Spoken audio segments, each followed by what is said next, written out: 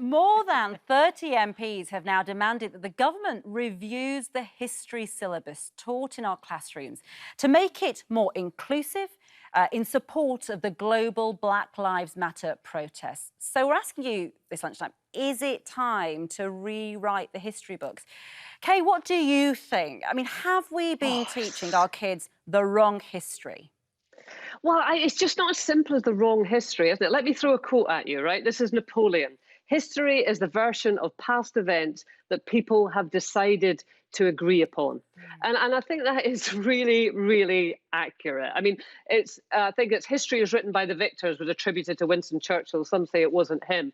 But it's our interpretation of history that really makes the difference. And I think, yes, we do have to go back and look at our interpretation of history. And that is the big thing we have to focus on. I mean, in this instance, in terms of Black history, I kind of think back to Germany in that clearly post-war, they were forced to look at themselves in a very, very cold light. And they did, they paid reparations, they did look at their school syllabuses, and they did look at the way that they had interpreted history. And so, yes, I think we do have to look at that as well. But it's interesting you say interpretation, because I don't know if I agree with that. Isn't it more excluding the bad bits of the people we like to see as saints or heroes, even from Mahatma Gandhi or Churchill? The idea is that and on film, you've seen films about Gandhi, the truth is that many incredible people have major blind spots which cause suffering to others. And those others aren't those people who are included, who write the history.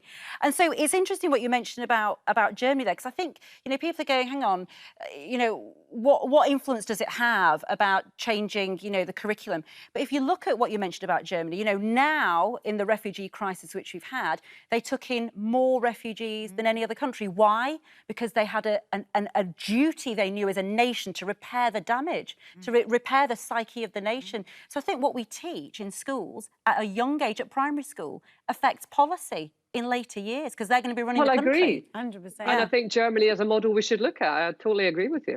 Yeah. Actually, I've got a German friend that actually was very traumatised by that. She said it was almost too much because she hadn't been a part of that, and there was a real, guilt she felt put on her. But I think, I mean, we come from it from an odd angle because obviously we're homeschoolers. Yeah. And Mark teaches the girls history. He was a history student.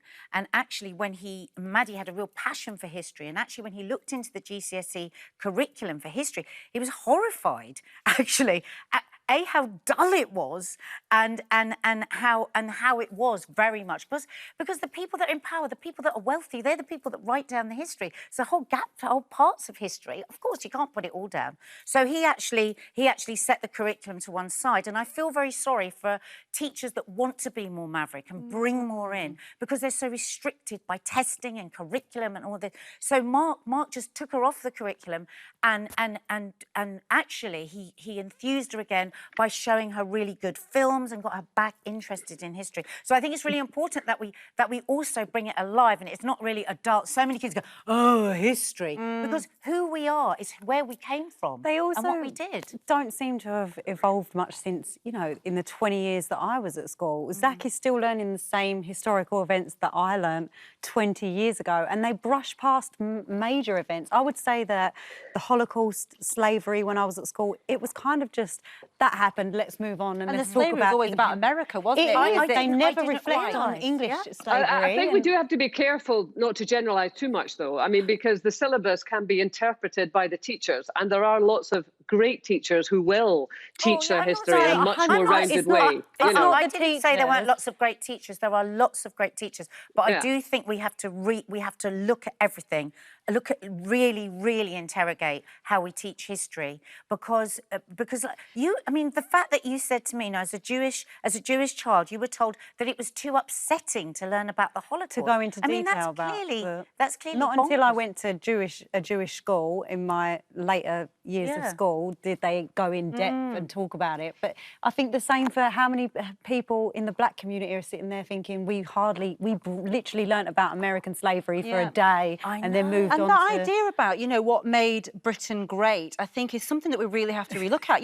We didn't just become a rich nation just by this tiny little island. How did we do it? We did it by going out to the world, conquering other nations and stripping them of their resources and giving them other things too, but at the same time making them feel second class. And so we've got to ask ourselves now, you know, why is it that all these people from different parts of the world feel a connection to this small island? It's because this small island was part of their lives for 200 years. You know, in Indian circles. Yeah, but Ranvir, then you're getting back to interpretation, and that is your interpretation, which I would happen to agree with in a lot of ways. But, you know, people coming from a different perspective will have a different perspective. You know, if you have a lousy breakup in a marriage and you ask the husband what happened and you ask the wife what happened, the facts will be the same. They'll have a completely different interpretation.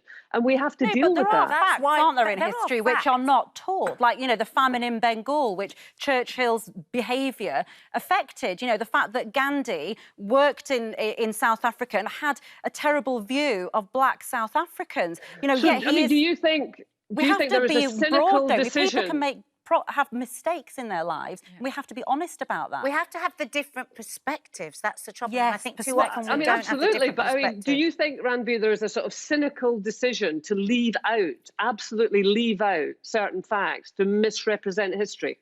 I think there's blind spots because, like you said right at the beginning, it's who's telling the story. And I think that people who have been left behind have never had a chance to have power to tell those stories. And I think now that is a time to change. And I think people who have built up all their pain for years and years and years are now finally being heard. And I think that it has to change. So history is written by the victors? Yeah. People in power. And it has to change, doesn't it? Absolutely. It has to change. So from history books, I felt quite emotional. It's feisty. It is feisty, I'm glad isn't it? we all It's agree, though. important. Oh, It's yeah, I've got important. goosebumps. Yeah, me It's so important. It is.